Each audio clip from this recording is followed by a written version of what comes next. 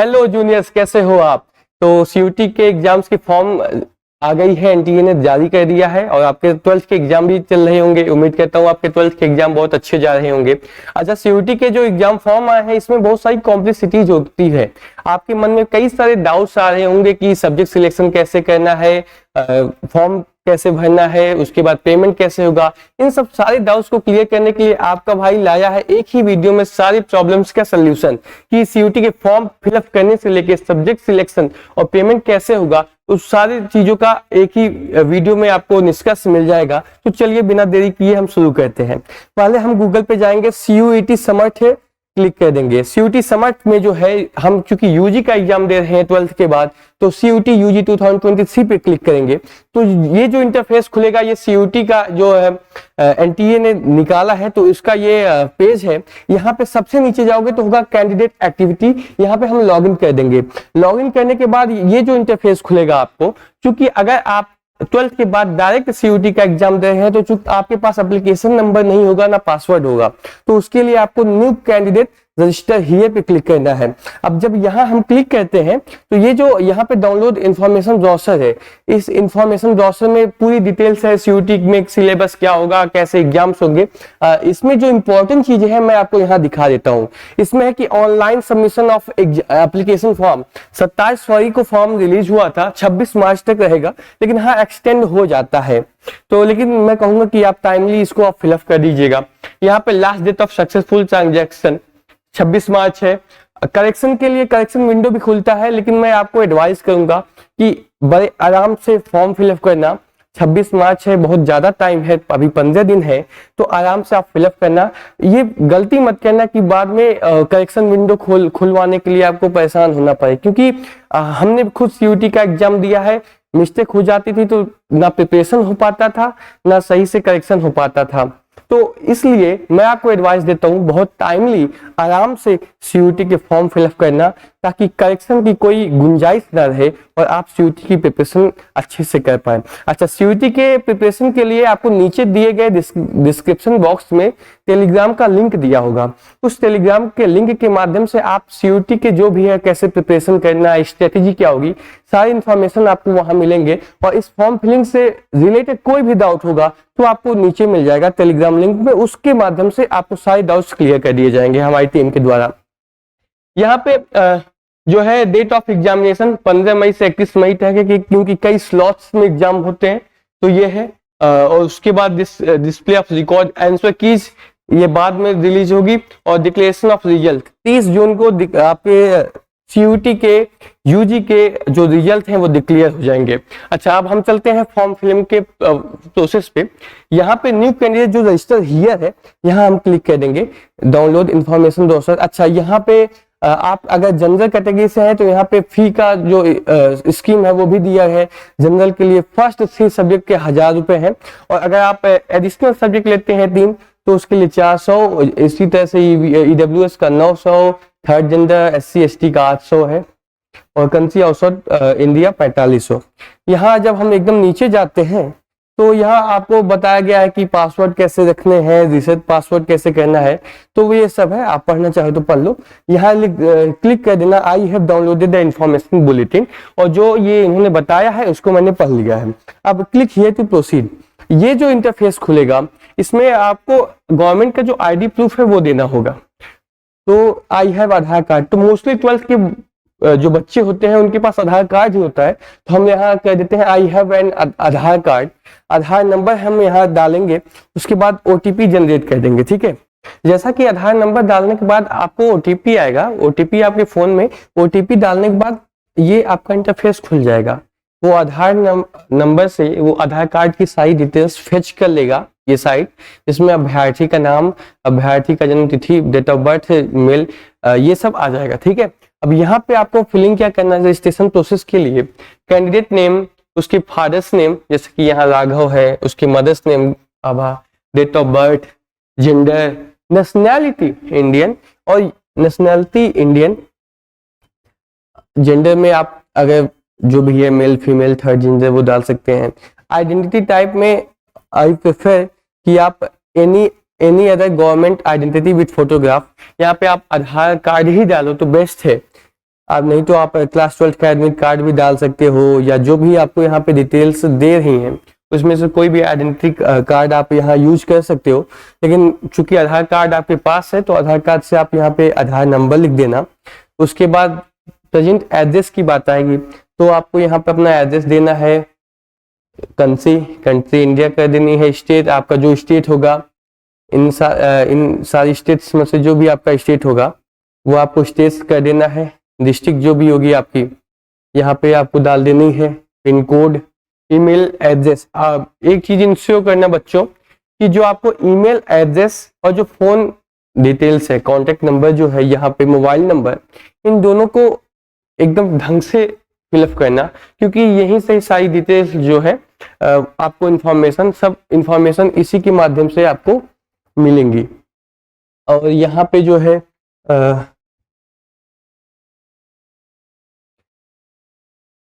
Alternate, अगर phone number डाल दोगे, अल्टरनेट मोबाइल नंबर होगा तो उसको डाल देना। फिर मोस्ट प्रोबेबली जो होता क्या है, आपका जो प्रेजेंट एड्रेस है वही आपका परमानेंट एड्रेस होता है, तो यहाँ सेम एज परमानेंट एड्रेस यहाँ पे क्लिक कर दोगे तो वो जो ऊपर की चीजें हैं वो नीचे फेस हो जाएंगी।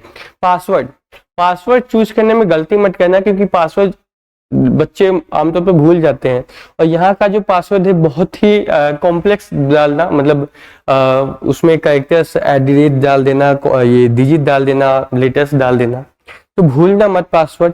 यहाँ पे एक और भी है सिक्योरिटी क्वेश्चन, तो यहाँ पे आपको करना क्या है, ये जो क्वेश्चन दिए हैं ये क्वेश्चंस डाल देना और उसका आंसर भी डाल देना कि मान लो अगर आप पासवर्ड भूल जाओ और आप रिकवर नहीं कर पा रहे हो अपनी आईडी, तो इसके माध्यम से, ये जो सिक्योरिटी क्वेश्चन है उसके माध्यम से आपको रिकवर करने में मदद मिलेगी।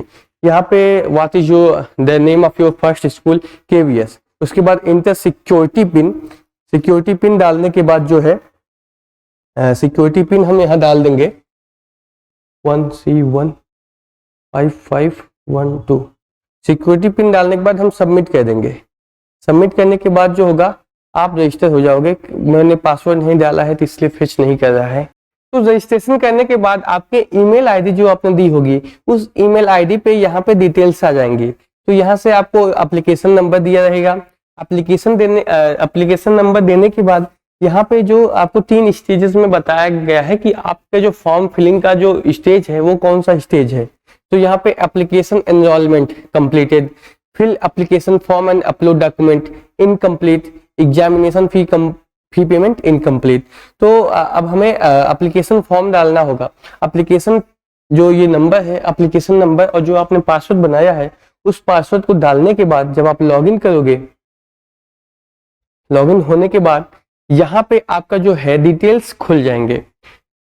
इस इंटरफेस में क्या है, यहाँ पे आपका डैशबोर्ड है। ये जब तक आपका CUT का एग्जाम होगा ना, तब तक ये आपके लिए बहुत काम आने वाला है। एप्लीकेशन फिलिंग का जो प्रोसेस है यहाँ पे देखना है। तो बच्चों, जैसा कि हमने जो डैशबोर्ड है, डैशबोर्ड खोल लिया है। यहाँ पे डैशबोर्ड में आपको एप्लीकेशन के लिए दिए गए जो स्टेजेस हैं, वो स्टेजेस को आपको फिलअप करना है। पहले हम कॉन्टेक्ट डिटेल्स, फिर पर्सनल डिटेल्स, फिर जो कोटा कैटेगरी है, आप DU एडमिनिस्ट्रेशन या कोई भी यूनिवर्सिटी देते हो वहाँ पे कोटा जो लगाओगे, NCC वगैरह, ये सब कोटा कैटेगरी के लिए है। Qualification detail, university programme, test paper और सब्जेक्ट सिलेक्शन, ये दोनों तो मेन है। फिर exam centre details, upload document, फिर फाइनल सबमिट। और यहाँ पे आपको फोन और ईमेल आईडी वेरीफाई करने के लिए आएगा, उसको वेरीफाई कर लीजिएगा। तो हम अपना स्टेजेस स्टार्ट करते हैं। तो बच्चों, हम एप्लीकेशन अपना फिलअप करना स्टार्ट करते हैं। हम पर्सनल डिटेल्स, पहले कॉन्टेक्ट डिटेल्स जो है उसको फिलअप करते हैं, फिर पर्सनल डिटेल्स। कॉन्टेक्ट डिटेल्स में जो है आप अपना जो प्रीमाइसेस नंबर है, जो हाउस नंबर है वो डाल देना।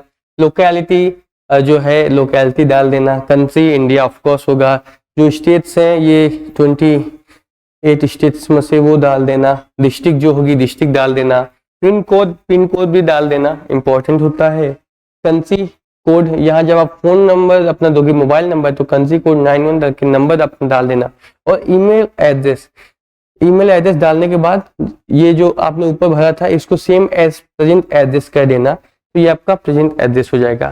तो ये आपकी कॉन्टेक्ट डिटेल, और फिर यहाँ आई एग्री कर देना कि जो मैंने ऊपर डेटा दिया है वो जो डेटा है वो बिल्कुल सही है। आई एग्री करने के बाद सेव एंड नेक्स्ट।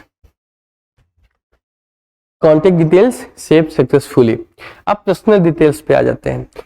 अभी एबीसी आईडी बन रही होगी बच्चों की, जिन बच्चों की एबीसी आईडी नहीं बनी है वो उसको छोड़ देंगे, वो ऑप्शनल है।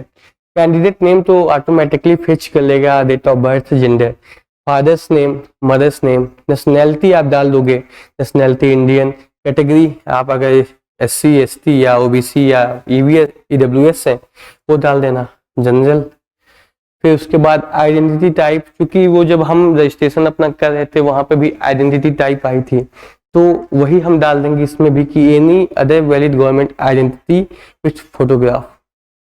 उस जो आइडेंटिटी डालोगे उस आइडेंटिटी का आइडेंटिफिकेशन जो नंबर होगा वो नंबर हम यहाँ लिख देंगे।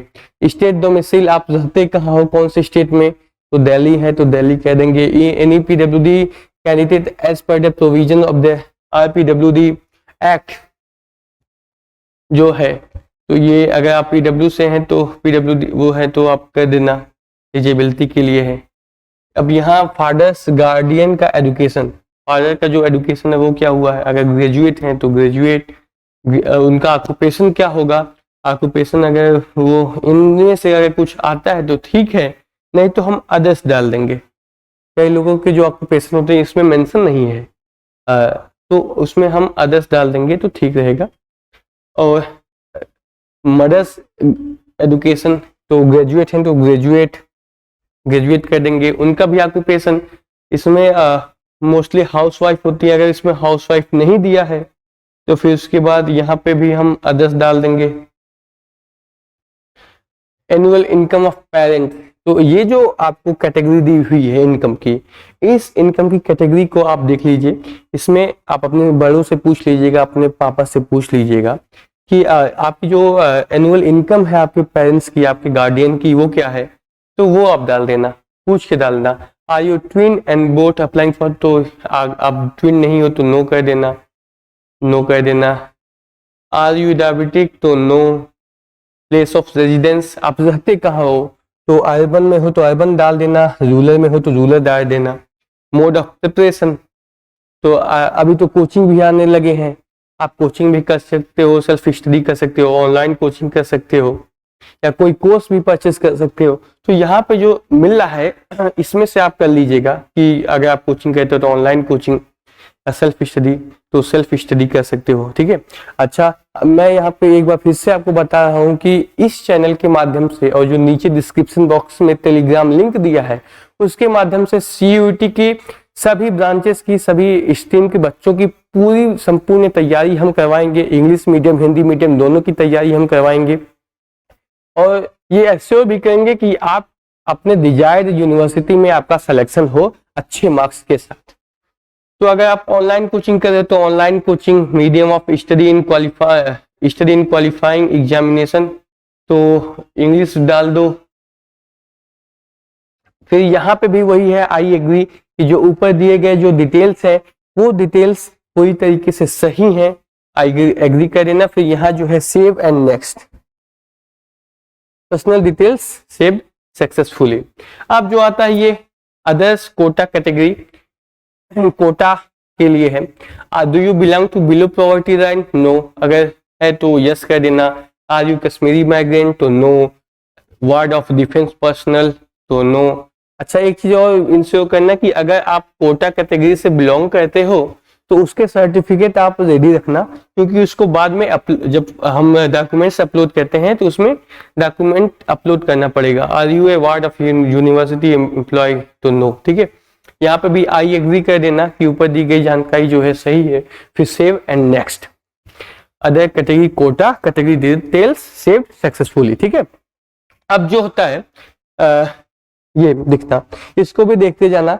हमने कोटा कैटेगरी का फिलअप कर लिया। अब हमारी जो है क्वालिफिकेशन डिटेल्स के बारे में पूछा है तो हम क्वालिफिकेशन डिटेल्स को यहाँ पे देंगे।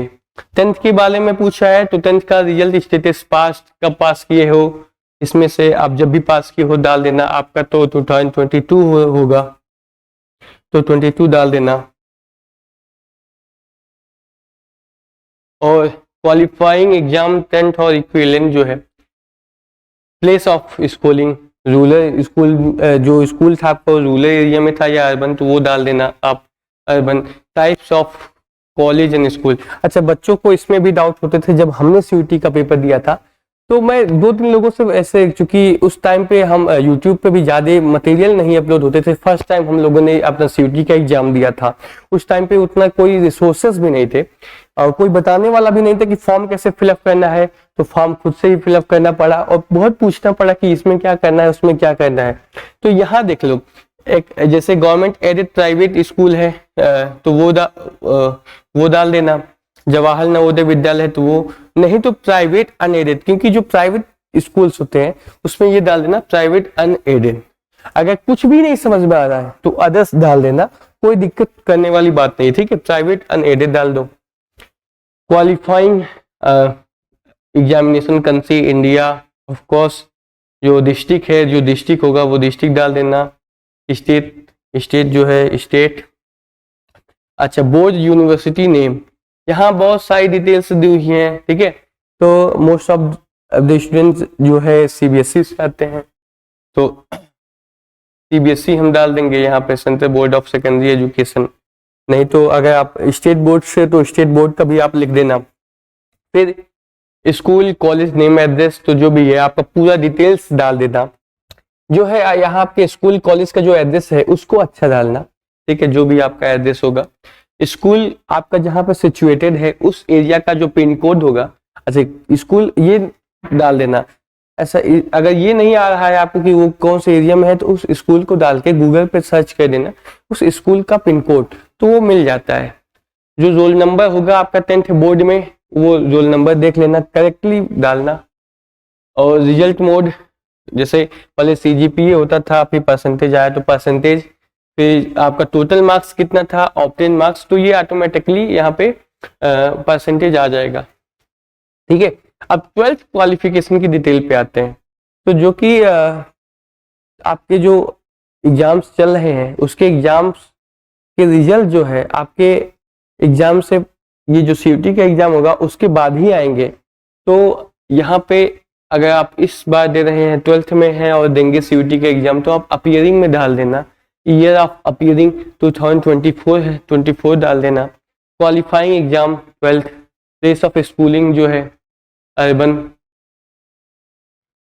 टाइप्स ऑफ स्कूल और कॉलेज वही जो ऊपर था, प्राइवेट अनएडेड या अदर्स, या जो भी है आपका जेएनयू केवीएस।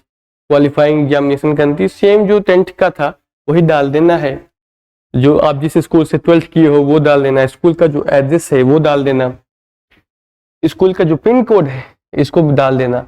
और जो 12th का जो आपको अभी तो एडमिट कार्ड एग्जाम चल रहे हैं तो एडमिट कार्ड तो मिल ही गए होंगे, एडमिट कार्ड में जो आपका 12th का रोल नंबर है वो डाल देना। अच्छा, ये करेक्टली इसलिए डालना क्योंकि जो आपके जब 12th के रिजल्ट आ जाएंगे तो ये जो साइट है ये ऑटोमेटिकली आपकी जो 12th के रिजल्ट है उसको फेच कर लेगी और वो बता देगी कि आपका किसमें जो है क्या रिजल्ट आया है, वो उस पर क्लियरली पता चल जाएगा। फिर आई एग्री की ऊपर दी हुई सारी जानकारी जो है बिल्कुल करेक्ट है, फिर save and next. Qualification detail save successfully. अब यूनिवर्सिटी प्रोग्राम सिलेक्शन, बच्चों सबसे ज्यादा जो प्रॉब्लम्स होती है सीयूटी के जो कैंडिडेट होते हैं उनको फॉर्म फिलअप करने में कि ये यूनिवर्सिटीज और जो प्रोग्राम है उसको फिलअप करने का। तो मैं आपको एक चीज बताता हूं, एक ट्रिक ये है, इसमें भी ट्रिक का इस्तेमाल हो रहा है तो होने दीजिए। ट्रिक बच्चों ये है कि आप जितने भी यूनिवर्सिटीज डाल सको डाल दो, जितने भी यूनिवर्सिटीज इसमें दिए हैं, इस बार तो और भी यूनिवर्सिटीज ऐड हुई हैं, सब यूनिवर्सिटीज अगर आप जिसमें इंटरेस्टेड हो वो डाल देना। ये मत सोचना कि इसमें क्या होगा अगर डाल दिया तो एक्स्ट्रा, इसके पैसे लगने वाले नहीं है, एक्स्ट्रा पैसे कुछ नहीं लगेंगे, ये आपके लिए बाद में एग्जाम होगा, क्योंकि जो आप इसमें डालेंगे उसी के माध्यम से आप जब इस यूनिवर्सिटीज के रजिस्ट्रेशन पे जाएंगे काउंसलिंग के लिए, तो जिसमें आप इसमें जो डाले होंगे उसी के माध्यम से आपका एडमिशन होगा, तो इसमें सारी डाल देना। और देखो यहाँ पे यूनिवर्सिटीज के नेम आ जाएंगे, प्रोग्राम कौन सा प्रोग्राम करना है, यहाँ पे जो प्रोग्राम है सेलेक्ट कर लेना, जैसे आपको फिलोसफी ऑनर्स करना है अलीगढ़ मुस्लिम अलीगढ़ मुस्लिम यूनिवर्सिटी से, और उसमें है फिर लिस्ट ऑफ, फिर हम यहाँ से ऐड कर देंगे, ऐड हो गया, नीचे आ गया Aligarh Muslim university philosophy BA honours philosophy. अच्छा, list of subject required to appear in CUET, जो इसके बाद जो सब्जेक्ट सिलेक्शन आएगा, सब्जेक्ट का सिलेक्शन आप यहाँ से भी आइडिया लगा सकते हो कि देखो कौन से यूनिवर्सिटीज कौन से कोर्स के लिए किस किस सब्जेक्ट का डिमांड कर रही है, वो आपको यहाँ पे पता चल जाएगा। जैसे अलीगढ़ मुस्लिम यूनिवर्सिटीज बीए ऑनर्स फिलोसफी के लिए इंग्लिश और जनरल टेस्ट के माध्यम से ही आपका एडमिशन लेगी, यानी कि इसमें आपको इंग्लिश और जो जनरल टेस्ट है उसमें अगर आपके मार्क्स अच्छे आए हैं तो आपको अलीगढ़ मुस्लिम यूनिवर्सिटीज में फिलोसफी ऑनर्स मिल जाएगा। अच्छा, रिमूव करना है तो यहाँ से रिमूव कर देना, ठीक है।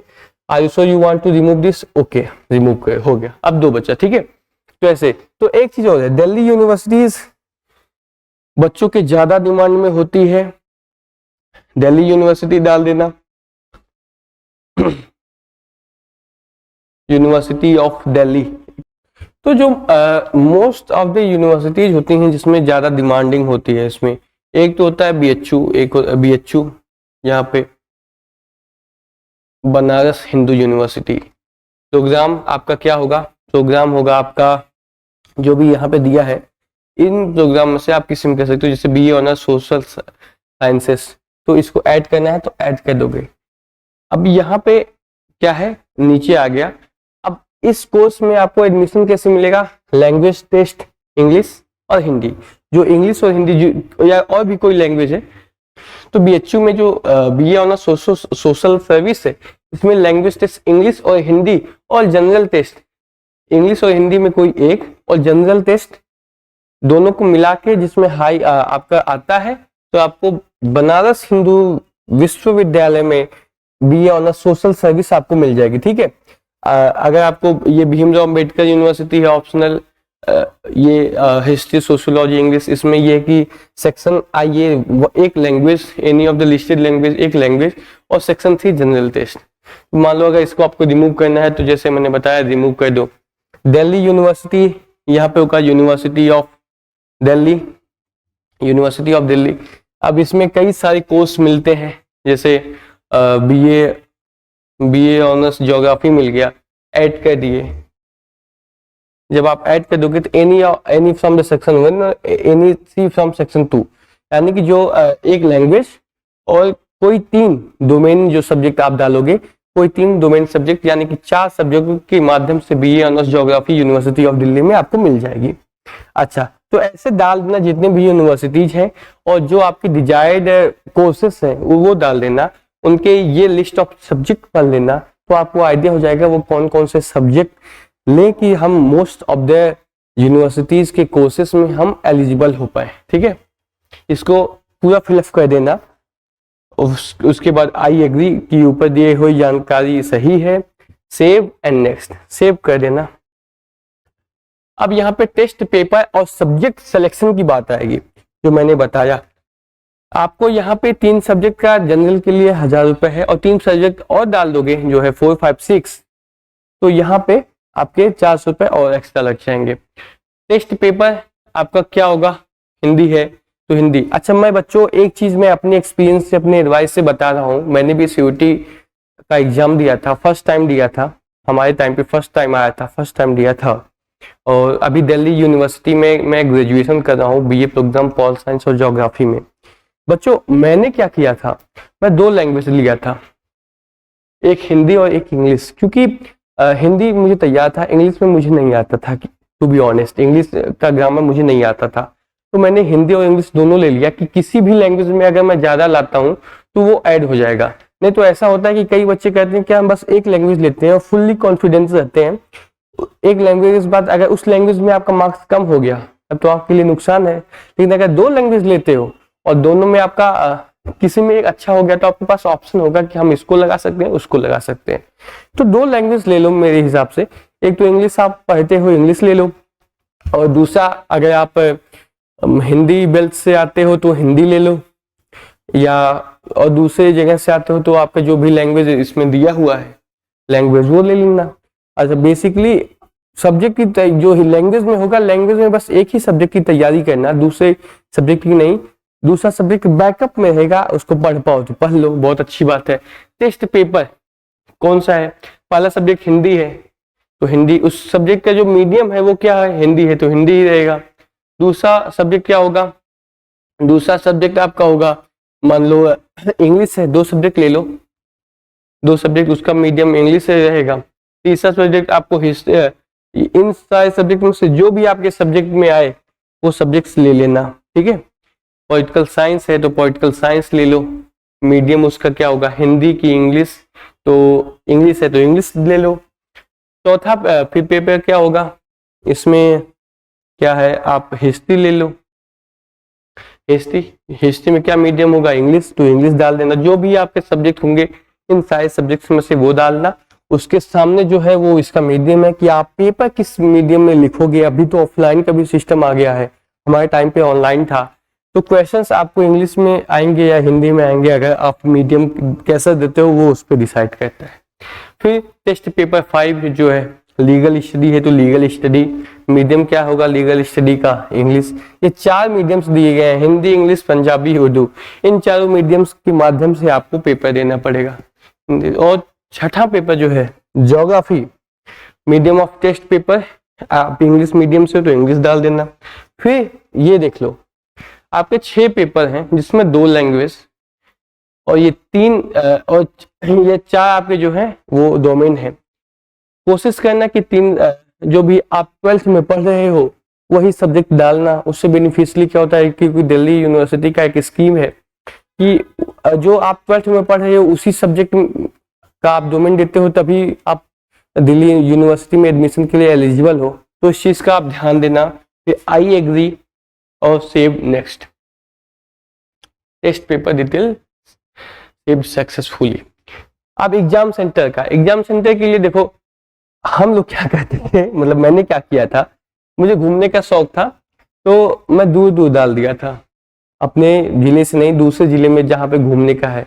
मैं यूपी से आता हूँ तो फिर मैं लखनऊ डाल दिया था कि इसी बहाने मैं लखनऊ भी घूम लूंगा। लेकिन आप लोग ध्यान देना क्या घर के आसपास ही जो है जो सेंटर्स हैं वहीं देना। अभी सेंटर्स भी बढ़ा दिए हैं एनटीए ने कि मैं आप जहाँ पे रहते हो वहाँ पे भी मिल जाते हैं centres. First choice for exam, पहला प्रेफरेंस अपने घर के आसपास लेना। उस एग्जाम का जो सेंटर का है वो स्टेट क्या है वो स्टेट डालना। अब जैसे मैं गोरखपुर का हूं तो गोरखपुर डाल दूंगा। दूसरा क्या है, उत्तर प्रदेश, दूसरा आसपास है, दूसरा एग्जाम सिटी क्या डाल दूंगा मैं, गोरखपुर के पास बलिया है, बलिया डाल दिया। थर्ड क्या है, Uttar Pradesh, third choice of exam क्या होगा, बस्ती, गोरखपुर के पास है तो बस्ती डाल दी मैंने। उत्तर प्रदेश, अच्छा अगर एक चीज देखना, ये जो लिस्ट दी गई है इस लिस्ट में आपके एरिया, आपकी जो डिस्ट्रिक्ट है उसका नाम नहीं दिया गया है तो परेशान होने की बात नहीं है। जो आपके अगल बगल के जो जिले हैं उसमें चले जाना, टाइम से पहले ही चले जाओगे तो कोई दिक्कत नहीं होगी। मैं जब दे रहा था तो उस समय मैं जहाँ रहता था वहाँ पे सेंटर नहीं था तो मुझे दूर जाना पड़ा था। तो आप ऐसे ही आसपास का कर लेना, ठीक है।